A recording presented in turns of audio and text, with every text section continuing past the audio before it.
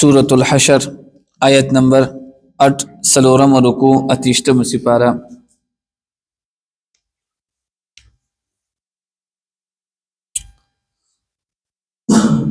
آیت نمبر 8 سورة الحشر صفحہ نمبر 16. اعوذ باللہ من الشیطان الرجیم بسم اللہ الرحمن الرحیم للفقراء المهاجرين الذين أخرجوا من ديارهم وأموالهم يبتغون فضلا من الله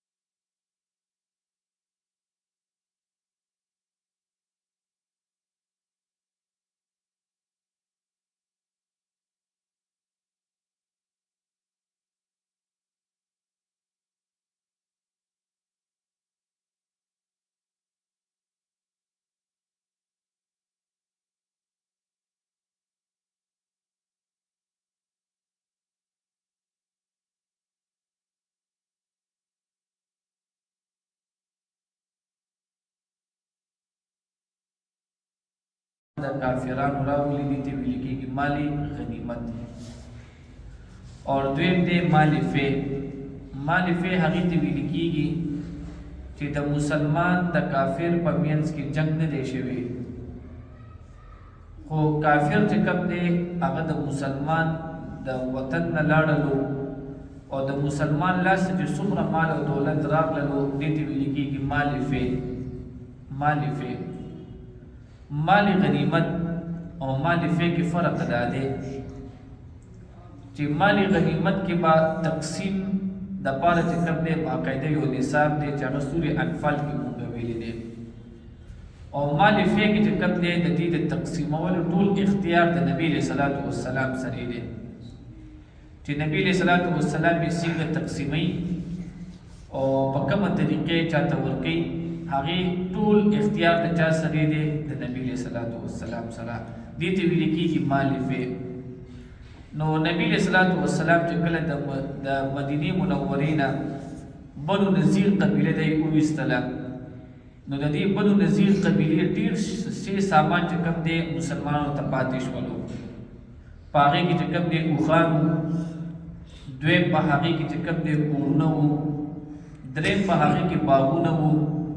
او نور پکې بلاش کې سامانونو. د دې د تقسیم د باره چې کوم دی الله تعالی صرف مصارف خولي دي چې دې خلکو ته ورکولی شي، خو څومره به ورکې کم به ورکې زیات به ورکې د دې ټول اختیار د چا سره و د نبی علیہ السلام سره. نمبر 1 د مال فی حقدار چې کوم دی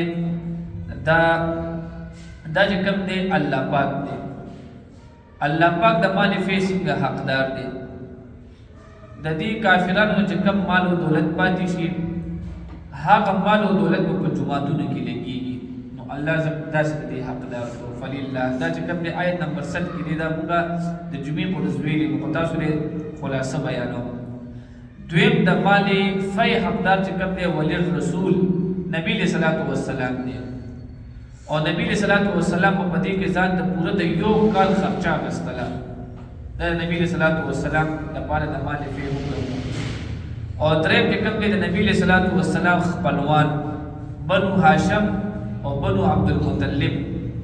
او دې کې هغه مؤمنان چې مسلمانان دي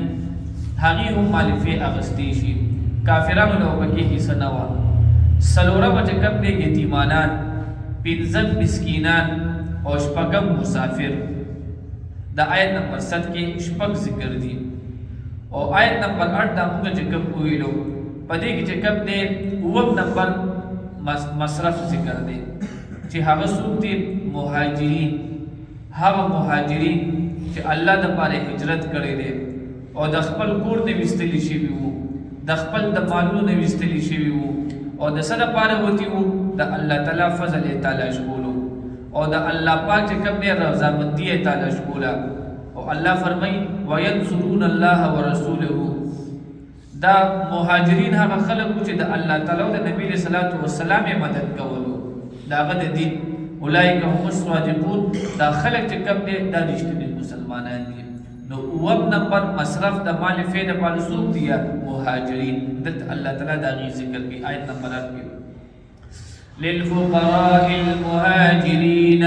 او د پاره د فقیرانو مهاجرینو الذين كم مهاجرین اخرجوا من ديارهم چې وستلی شول د کورونو خپلونا و اموالهم او د مالونو خپلونا يبتغون فضلا من الله چې غواړي فضل د الله تعالی ورضوانا او غواړي د الله تعالی رضامندي وينصرون الله ورسوله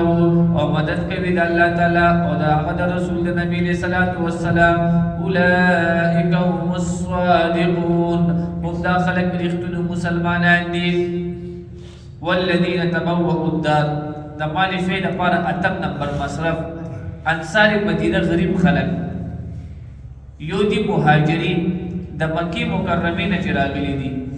او دوی دي انصار مدینه چې د دې مهاجرینو یې مدد کړې ده. الله وی د مال فعل حقدار چې کوم دي انصار مدینه غریب صحابه هم دي. والذین او هغه کسانو دپاره تبوأوا الدار چې قائم پاتې شوي په کور کې والایمان په ایمان باندې من قبلهم وړاندې له دوی نه یحبون دوی محبت کوي من هاجر الیهم د هغه چا سره چې هجرت کوي د دوی سره ولا یجدون او دوی نه مومي فی صدورهم حاجة په خپلو سینو کې څه تنګي مما اوتوا له هغه څه نه چې ورکړی شي دوی ته ویؤثرون او دوی غوره کوي نور علی انفسهم په خپلو ځانونو باندې ولو کان بهم قصاصه اگر چې وي په دوی باندې اولګه ومن یوق شح نفسه وسوک چې وساتلی شو له حرص د نفس بلنا فاولئک هم المفلحون فدغه خلک هم د خلاصي موندونکي. د مال فعل لپاره چې کوم دی بل حقداران څوک دي؟ انصار مدینه او مهاجرین د دین علاوه چې کوم غریب صحابه دي دا غي د پاره د مال فعل حکم دی او دا څوک دي؟ والذین جاءوا وكم خلق راغلل من بعدهم پس لدوینا یقولون دوی وای ربنا اغفر لنا ایزا مونگا ربا وبخمونگا ولإخواننا الذین او حقرون زمونگا الذین کمچه سبقونا عوانش لدوینا مونگا بالایمان پا ایمان نوڑلو ولا تجعل في قلوبنا ومن پیدا کوا زمون پزرونو کې غلن کینا للذین هغه کسانو د پاره امنو چې ایمان وروړي دي ربنا ای زمون ربا انک رؤوف الرحیم بشک ته ډیر مهربان رحم کوونکی. واخر دعوانا